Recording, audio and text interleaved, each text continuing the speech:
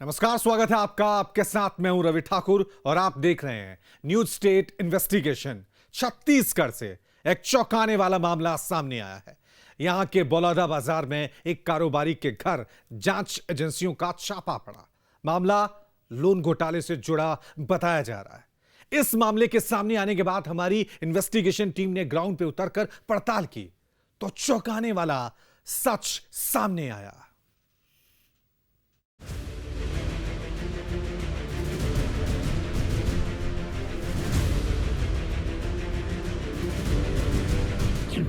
बालौदा बाजार के पीतल कारोबारी के घर क्यों पड़ी रेड? सीबीआई छापे से बालौदा बाजार में क्यों मच गई खलबली? बालौदा बाजार के लोन घोटाले पर सवाल, बड़ी पड़ताल।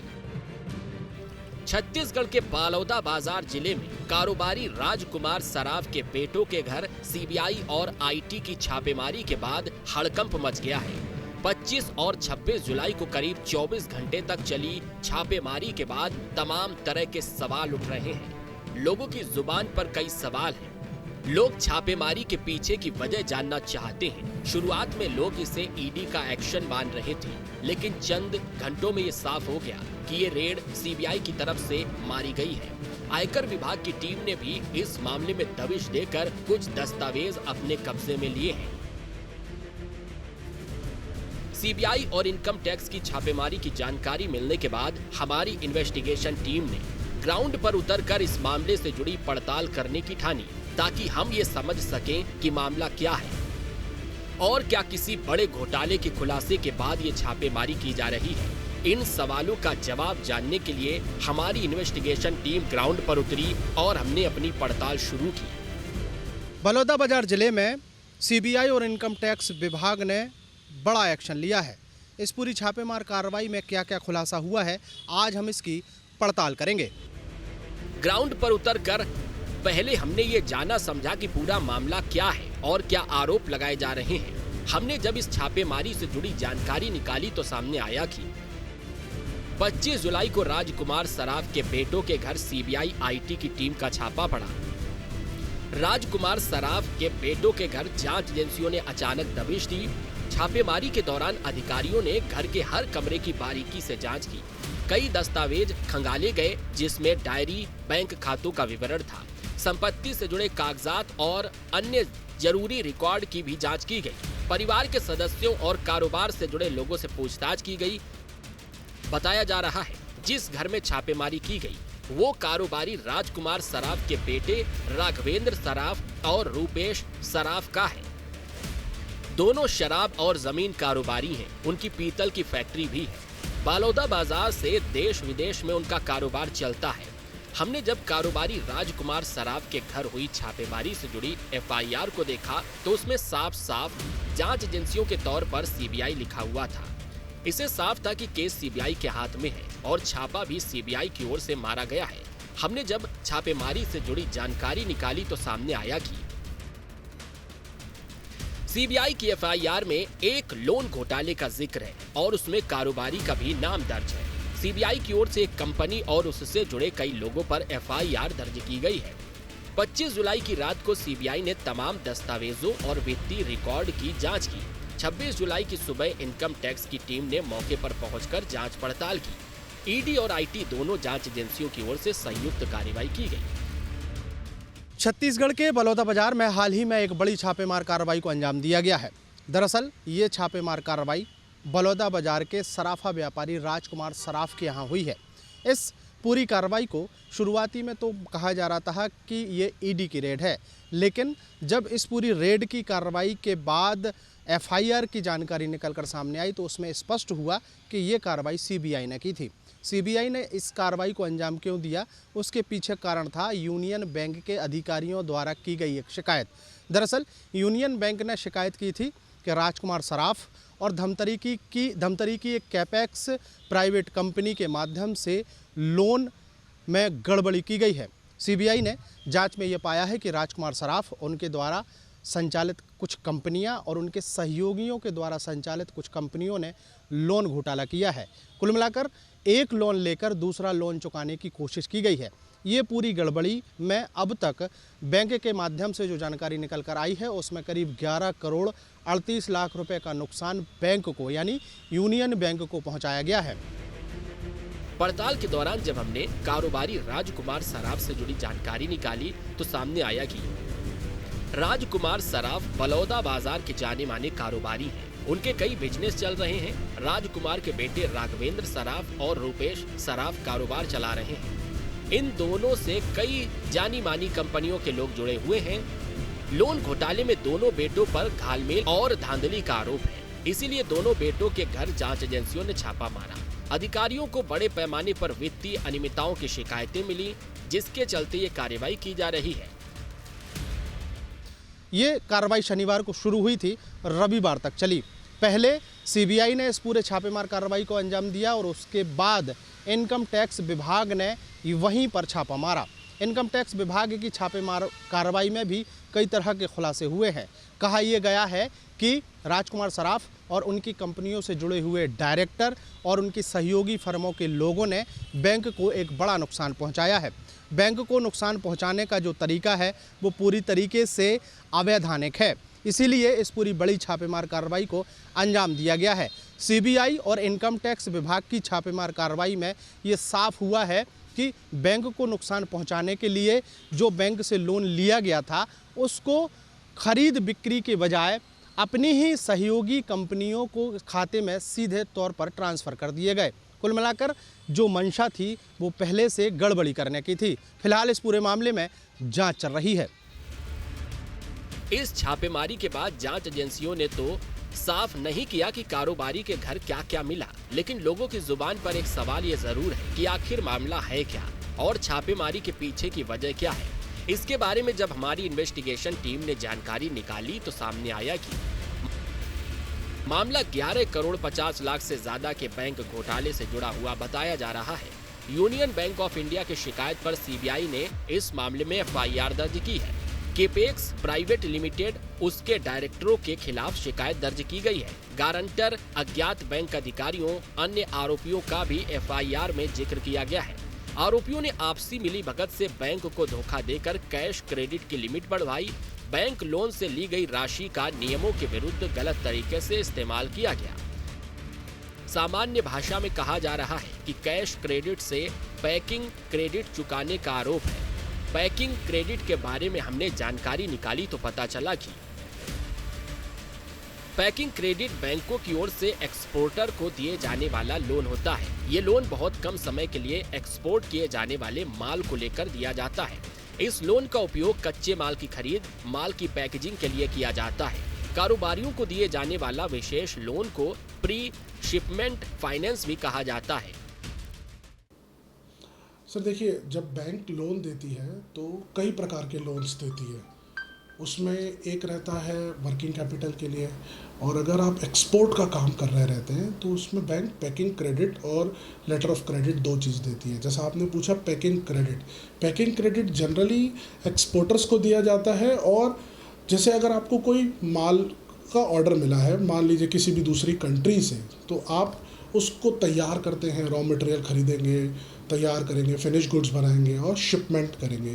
तो जब तक ये पूरी प्रक्रिया रहती है तो इसके लिए कोई एक्सपोर्टर अगर अप्रोच करता है बैंक को कि पैकिंग क्रेडिट फैसिलिटी उसे दी जाए, तो बैंक उसको पैकिंग क्रेडिट देती है ताकि वो प्रोडक्ट तैयार कर सके, तैयार करके शिपमेंट की पोजीशन पर ला सके। इसके लिए बैंक से वो पैकिंग क्रेडिट लेता है। उसके अलावा कैश क्रेडिट के क्या नियम होते हैं? देखिए, कैश क्रेडिट कोई भी ले सकता है। कोई भी का मतलब है कोई भी बिजनेसमैन, अगर किसी को day to day working capital की ज़रूरत है, उसे माल खरीदना है, बेचना है, स्टॉक रखना है, स्टॉक रखने के बाद उधारी देना है, तो इस चीज़ के लिए जनरली कोई भी एक एमएसएमई यूनिट हो गया या कोई भी बिजनेसमैन हो गया, वो कैश क्रेडिट लिमिट के लिए किसी भी बैंक को अप्रोच करता है, जिसमें माल खरीदने से लेकर स्टॉक रखना, फिर उसके बाद उसको बेचना, फिर उसको रियलाइज़ कराना, इस पूरे वर्किंग कैपिटल साइकिल के लिए जो फंड की रिक्वायरमेंट होती है, बैंक जनरली उसको फंडिंग करती है, तो उसको कैश क्रेडिट कहा जाता है। पड़ताल के दौरान हमें पता चला कि Dhamtari capex private limited bauxite की बिक्री और निर्यात का कारोबार करती है। कंपनी की ओर से KSR इंफ्रा और कैपेक्स 2 इंटरप्राइजेज नाम की 2 अन्य फर्में भी संचालित की जा रही हैं। इसी कारोबार के लिए कंपनी ने बैंक से लोन लिया था, लेकिन लोन को बैंक की शर्तों और नियम कायदों के मुताबिक इस्तेमाल नहीं किया गया। सीबीआई की जांच में यह खुलासा हुआ है कि कारोबारी राजकुमार सराफ के अलावा उनके परिवार के कुछ लोग और उनकी कंपनियों से जुड़ी हुई अन्य कंपनियां जो हैं वो इस पूरे बैंक लोन घोटाले में शामिल हैं। जांच में ये भी पता चला है कि कारोबारी ने एक लोन लिया था और उस लोन को अपने ही निजी कंपनियों की सहयोगी कंपनियों में सीधे तौर पर ट्रांसफ़र कर दिया गया। इसके साथ साथ बैंक का लोन जो क्रेडिट कराने की कोशिश की गई उसको उसी दिन क्रेडिट कराया गया जिस दिन लोन लिया गया था।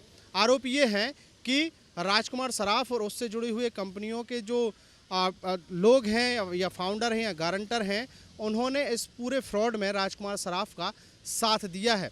दरअसल यूनियन बैंक के माध्यम से राजकुमार सराफ और उसकी कंपनी को ये लोन जो है वो दिया गया था। कई कारोबारियों के साथ मिलकर बड़े फर्जीवाड़े को अंजाम दिया गया। बताया जा रहा है कि कारोबारी के बेटों के घर छापेमारी में कई अहम दस्तावेज भी जब्त किए गए, जिनकी जांच की जा रही है। वहीं शहर के बाकी कारोबारियों में भी इस बात का डर है कि जांच बढ़ी तो आंच उन तक भी पहुंच सकती है।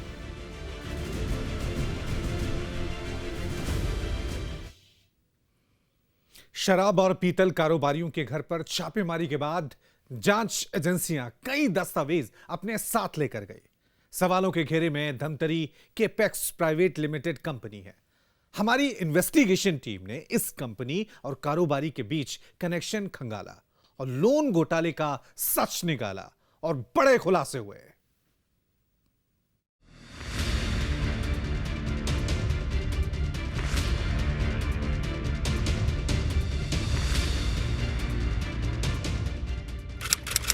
तारीख 7 मई 2026, जगह रायपुर। एक्शन लोन घोटाले में एफआईआर।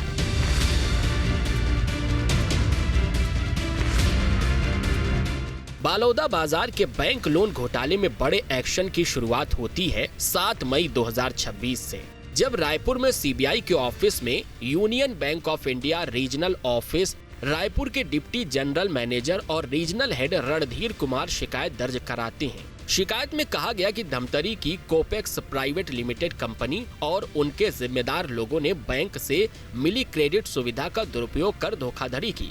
सीबीआई की ओर से मामले में एफआईआर दर्ज की गई और जांच शुरू की गई। हमने जब इस मामले में और अधिक जानकारी जुटाई तो सामने आया कि आरोप है कि धमतरी कोपेक्स प्राइवेट लिमिटेड की ओर से लोन लेकर बड़ा फर्जीवाड़ा किया गया। 19 अप्रैल 2023 को कंपनी के लिए 15 करोड़ रुपए की एक्सपोर्ट पैकिंग क्रेडिट ईपीसी सुविधा मंजूर हुई थी। 5 करोड़ रुपए की cash credit CC, 7 crore 50 lakh रुपए की लेटर ऑफ क्रेडिट लिमिट मिली थी। सीबीआई के अनुसार कंपनी ने लोन की रकम को सीधे कारोबार में नहीं लगाया। लोन पैकिंग और एक्सपोर्ट के नाम पर लिया गया, लेकिन इस्तेमाल कहीं और किया गया। आरोप है कि कंपनी ने अपनी सहयोगी फर्मों के बैंक खातों में लोन की राशि को ट्रांसफर किया। आरोप है कि भारत मल्टी ट्रेड के मालिक संतोष कुमार रमानी की भूमिका संदिग्ध रही। कंपनी की सहयोगी फर्म कोपेक्स 2 इंटरप्राइजेस से जुड़े लोगों ने भी फर्जीवाड़े में साथ दिया। क्रिस इंटरप्राइजेस के मालिक कृतार्थ सोनी, कंपनी के गारंटर कुशाल सोनी के भाई पर भी केस दर्ज किया गया। लोन में कहा यह जा रहा है कि शुरुआती तौर पर सबसे पहले करीब 5 करोड़ रुपए का कैश और उसके बाद करीब 7.5 करोड़ रुपए का सीसी जारी किया गया था।